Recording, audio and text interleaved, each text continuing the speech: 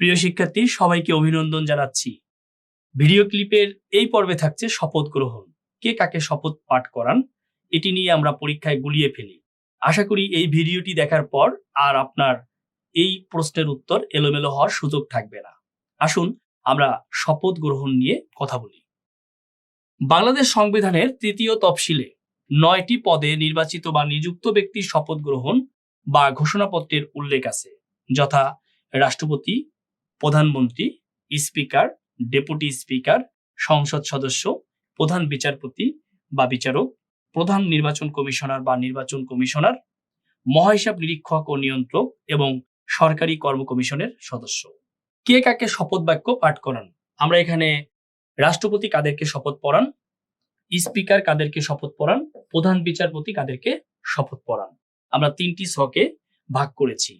দেখেন, রাষ্ট্রপতি, মন্ত্রী পরিষদ, স্পিকার, ডেপুটি স্পিকার, প্রধান বিচারপতি, প্রধানমন্ত্রী তাদেরকে শপথ পড়ান।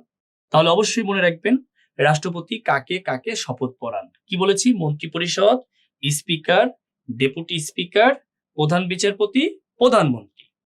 আর স্পিকার যাদের শপথ পড়ান, যেমন রাষ্ট্রপতি, সংসদ সদস্য। অর্থাৎ আমরা এখানে কি দেখতে পাচ্ছি? রাষ্ট্রপতি শপথ পড়ান স্পিকারকে, স্পিকার শপথ পড়ান রাষ্ট্রপতিকে।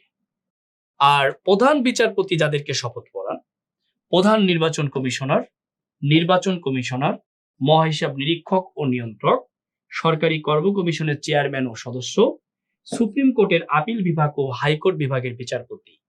এখানে ভুল হওয়ার সম্ভাবনা বেশি থাকে, অবশ্যই এটি ভালো করে পড়তে হবে। প্রিয় শিক্ষার্থী, কে কাকে শপথ বাক্য পাঠ করান একদম সংক্ষেপে ছক আকারে তুলে ধরেছি। আশা করি এখান থেকে যে কোনো ধরনের প্রশ্ন আসলে আপনি পারবেন। এর বাইরে প্রশ্ন আসার সুযোগ নেই, প্রশ্ন আসবে না। অবশ্যই এই ছোট্ট ভিডিও ক্লিপটি আপনাকে পরীক্ষায় একটি নাম্বার পাওয়ার ব্যাপারে খুব বেশি সহযোগিতা করবে। অতএব এই ছোট্ট ভিডিও ক্লিপ দেখে এড়িয়ে যাবেন না, এটি বারবার করার চেষ্টা করেন। আপনি চেষ্টা করেন, সফলতা আসবেই। ভালো থাকুন, সুস্থ থাকুন। সবাইকে ধন্যবাদ।